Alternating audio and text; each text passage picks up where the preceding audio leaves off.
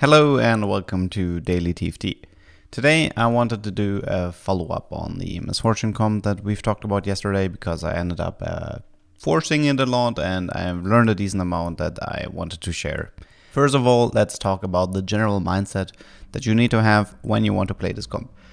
I think if you can go into the loading screen with the mindset of I want to play misfortune, but you totally need to be flexible about pivoting into something else in case you didn't hit her. So what I mean with this is that, yeah, sure, you can start here. You can be like, okay, I want to go blue buff and I'm going to have a jeweled gauntlet. And now if you say like, okay, even though in the entire stage 2 and the entire stage 3 I've not seen a single misfortune, in stage 4-1 I'm totally gonna roll down and I'm totally gonna hit misfortune 2-star, and this is the way I'm gonna stabilize. And the thing is, like, you might not end up find her, you just probably just ruined your whole game. And this is definitely the type of mindset that you should avoid. Now the good thing about this comp is that you don't have to play like this. The items that you're going for, they're extremely flexible. There's usually two schools of thought, which is one ends up starting with the tier and the other one ends up going with the rod. The one with the tier most likely will end up with a blue buff every single game, and the one with the rod will most likely end up with the Rabadon every single game. With this might end up becoming something like a Shojin plus Giant Slayer type setup. And this might more likely end up jeweled gauntlet Infinity Edge. It doesn't have to be like this, but from experience, I feel like if you start here, you're more likely to end up with blue, less likely to end up with Rabadons. So I feel like this is the natural conclusion to these types of openers. Now the good thing is, if you look at those items, is that you will notice that you are not committed at all. There's a lot of champions that can utilize these types of items. As an example, we have Malzahar, Lucian, Ari, for example. All of these types of champions, they love these types of items. I mean, Lucian obviously is more on the Rabadon, i.e. jeweled. Lucian, not that big of a fan of having blue buff or Shojin, but maybe you can give it to somebody else. Malzahar, on the other hand, is probably the easiest pivot. He can totally take all of the misfortune items, no problems. And I mean, if the setup is right, probably Ari as well. There is a few more. I mean, I guess I can maybe mention. You can maybe mention Zindra or something like this, or Corki, but most of the time you might end up pivoting towards Mazar with Arcanists or Twin Shot with Lucians. And honestly, already having 3 extremely solid choices with the same or similar item build. I think this is one of the strengths of this comp. And I feel like for you guys to remember is that if the game doesn't give you misfortune, it's probably not a good game to play misfortune. Especially because misfortune item dumps, there are item dumps in the early game. We can go a little bit over this. Brand seems a pretty obvious choice with blue buff and damage items. Illusion 1-star, Mazar 1-star obviously can be decent. Maybe Ziggs or Corki in a Yorl type opener. Overall though, while there are item dumps, you kind of do want to have an early misfortune to utilize as your item dump and a fairly early misfortune 2-stars to stabilize. So don't force this comp, play it when the opportunity is right, and you're going to find a lot more success with it. Next up, let's talk about, we already talked about, we already mentioned openers, so let's go a little bit about what your early game should look like. Your absolute ideal situation would be having a Sejuani Alawi, Misfortune Caitlyn. From here, you can add mercenaries. I would, like I mentioned before, I would recommend putting mercenary in once in 3-2 just to open up the gold reserves if it ends up showing up.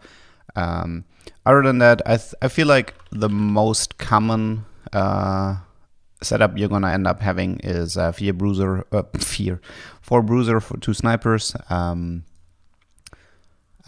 And yeah, just because the thing is, like, frontline is more important in this game than backline most of the time. Not having damage is definitely terrible, but you can have the best backline items in the world. If your frontline falls apart and people get access to your carries, that's not exactly going to help you either. This is one of the reasons why this comp, if it wants to, can also open up with something like a bruiser hard that really helps out getting the for bruiser opener running, because you don't have to find the Zek right away. But yeah, there's also the option of running something like sniper hard. If you end up with a sniper hard, something that could potentially happen is, I mean, the Kassadin is whatever, right? It's just a frontliner. This can be anything. It can be Leona, it can be Kassadin. Doesn't really matter. I mean, it can be a mercenary. It could be a Gangplank, a Quinn. It's not that important. Point being, though, is that you could end up with a sniper hard having 4 snipers with a double bruiser frontline. And then depending if you have upgraded bruisers or if you have a ZZ Rod, I mean, you can make the argument that if you have a ZZ Rod, you don't need a third frontliner. Maybe it looks a little bit like this, and now you're like, okay, since I have an upgraded Seju, an upgraded Ilaoi, I don't have to run something like a Kassadin. I can instead run something like Quinn or Gangplank, trying to get a little bit of mercenary value out of this. So this is just something for you to keep in mind. You are fairly flexible in your openers, but the overall goal is most likely to be running 4 bruiser, 2 snipers with 2 enforcers. As for your final comp, I can touch on this a little bit. I do think that this is more or less what you should be going for. Now, I do think that the Orianna is very optional. Orianna, I mean, having Clockwork is decent, obviously, but this, most of the time, here's what's gonna happen a lot of the times, at least what I've experienced so far. So you're gonna have, you haven't found a Zeri yet, so you're gonna be playing Ashe, so you have 4 snipers, and hopefully you have a Vi 2-star. If you don't have a Vi 2-star at this point, you're probably screwed. And this is kind of your setup. And you haven't found Jace. So this is gonna happen so often that you're gonna be playing 3 enforcers, and it's kind of a little bit awkward. Maybe you've found Misfortune 3-star at this point, maybe not. And the thing is, like, you kind of do need to have more of a front line, which is one of the reasons why you definitely want to go towards level 8 before rolling for Misfortune 3-star. It's the similar reasoning with Lucian. Like the Lucian comp, Lucian 2-star is super strong. You want to push 8, roll for Lucian 3-star on 8, and this way you can also pick up more frontline and potentially even find the Jinx for the twin shot power spike. And similar with Misfortune, you want to push 8, get the better odds, but also play more frontline champions or get the 4 sniper trade in and have a chance of actually hitting Jace, which is pretty darn useful because Jace makes this comp a lot stronger. In case you're wondering why 4 enforcers is something that's valued so highly, well, first of all, it's bugged. It's 1 second longer than it initially was supposed to. I mean, Riot tried nerfing Enforcer to 3 seconds, but the nerf didn't go through for 4 enforcers.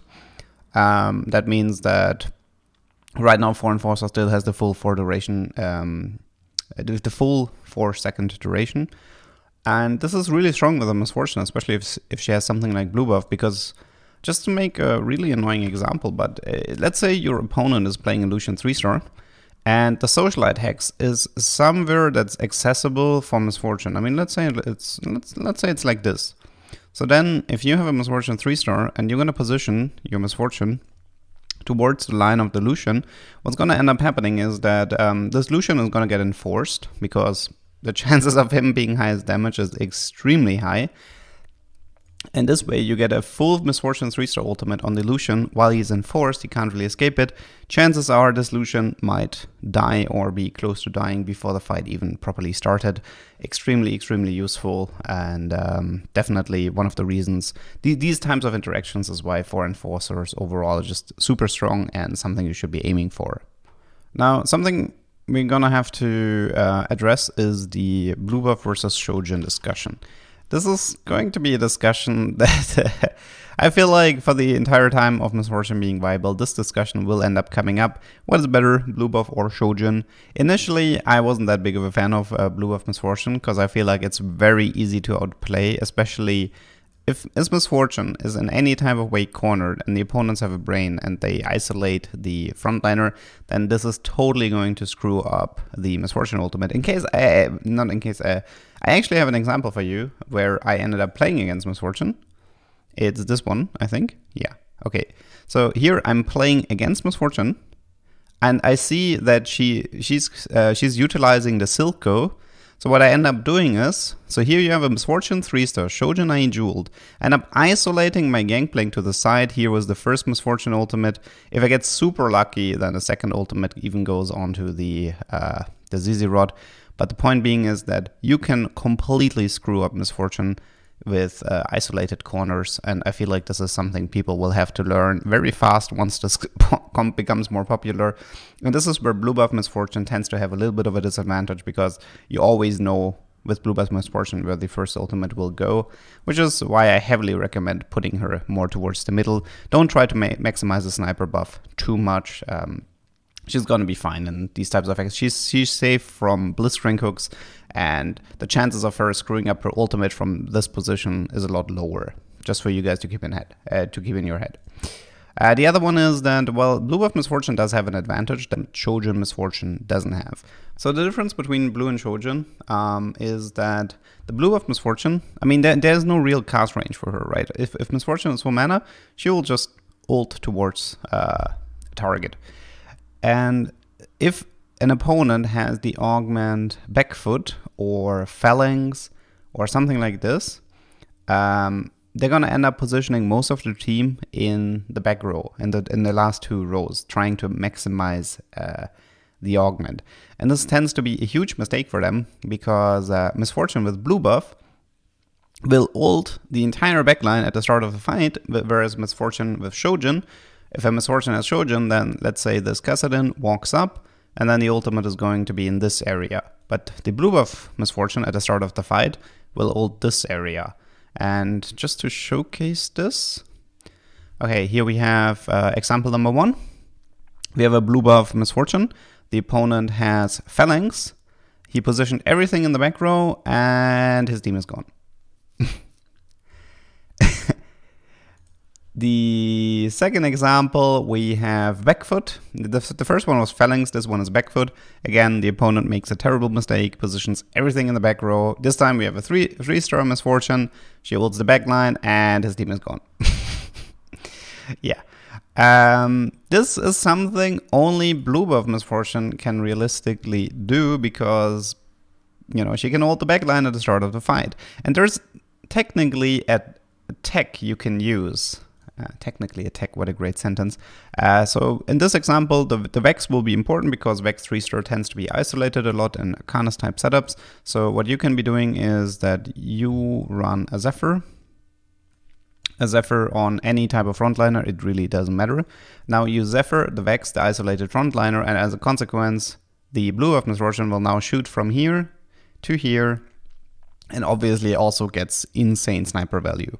So Zephyr with Blue Buff Misfortune is also something where you can punish opponents really, really hard, trying to isolate a frontline, trying to manipulate the Misfortune ultimate. That can really backfire for the opponents. So Zephyr for Blue Buff Misfortune, something for you guys to keep in mind. And before we wrap up this video, I guess we can talk a little bit about the itemization. And I feel like with Misfortune, people are so focused on what is best in slot, what is best in slot, what is best in slot, what is best in slot, what is best in slot, what is best in slot. So the thing is, the best items are the ones that you find. I feel like people need to understand that, yeah, of course it makes a difference between having, of course, Evolution has a Rabadon Jeweled IE, he's gonna be way, way stronger than if he's gonna end up having I don't know, just a Rabadon, a Giant Slayer, and a Gunblade or something. So items do make a difference, right? But the thing is, like, if you start tier and you're gonna end up with a BF, then you can slam Shojin for early game to maintain a win streak, to maintain a HP buffer. You don't have to force the Blue Buff Misfortune. If you start Rod and you get a crit, you can slam the Jeweled Gauntlet and just do the Jeweled Gauntlet route. You don't have to do the Rabadon route. You just play what you get and play towards your preferences. I think it's the same with frontline items. I mean, you should probably have one Ionic or one Statics. If you end up building a Statics because you ended up having too many tiers, then you don't have to prioritize the Ionic as high. I mean, you can still do it if you have a Blue Buff Misfortune because it's helpful for the frontline. Well, the main point I'm trying to get across is that items, you should slam a lot of items in this set. You shouldn't worry too much about it. Reroll comms tend to be, I mean, they want to be high HP and high economy, and the easiest way to get that is by being strong in the early and the mid game. And if you're always trying to keep the items on the bench, always trying to follow the meta sheets, always trying to replicate the exact types of items, you're going to end up losing out on so much power that you could have had. You're going to end up making your game so much more difficult than if you just went for less optimal items, but had all of the item power spikes much earlier. And as a consequence, your game just became like so much easier to play by just winning fights and, you know, being the worst thing that can happen is that you're in such a terrible state that you're forced to the roll down, that you're forced to hit your 3 stars. Otherwise, you're on your way out. Instead, what reroll comms like to do is to be patient. They like to be stabilized on 2-star units and not have to all in right away, because you do look towards pushing level 8, level 9, maybe put in a Jace 2-star or a Zeri 2-star as an additional win condition. And this is the type of stuff that makes the difference at winning the game or not. I mean, being level 9, having a Zeri 2-star, having a Jace 2-star can be a lot more impactful than end up having, you know, oh, I have the best Misfortune items, but I had a terrible fight with Misfortune, and as a consequence, I just got kicked out of the game because I didn't have enough of an HP buffer. So keep in mind, items are important. I do recommend the general rule of 1 mana item, 2 damage items. I don't think she needs sustain at all. I think the Misfortune comp tends to win her ultimate within the first 2 seconds. I mean, the first ultimate should decide a fight. If it doesn't, you might already be in trouble. Then you might need a potentially strong Jhin, you know, like having something like an Infinity Edge Jhin or Deathblade Jhin or whatever you ended up finding to clean up the rest. I mean, 4 snipers is a pretty solid trait for Jhin. He definitely does a relevant amount of damage. And he can also help you get rid of very annoying D-Claw tanks. Those are definitely pretty annoying for the Misfortune. There are definitely also some kind of annoying matchups. I mean, I feel like Assassins are problematic. If the opponent ends up running something like an Echo with a Frozen Heart, and the Echo is on the Misfortune, that makes her second ultimate come out so much later. And also she's most likely gonna end up aggroing the Echo since she will have killed her main target in the first ultimate, and as a consequence, the second Misfortune ultimate ends up going on a pretty useless assassin in the back row, and that can definitely lose you the fight. So if you see the opponents are running this type of stuff, instead of an Orianna, for example, you can also end up running something like a Syndra and try to yeet the assassin away, get rid of put them in a group again, trying to get a good Misfortune ultimate by clumping the opponent team, and yeah, that will overall just make your life easier. I feel like that was it for the most part. I mean, there's probably more lessons to be learned in the future, but I do hope you guys learned something from this video. And other than that, that was it for me today. See you tomorrow.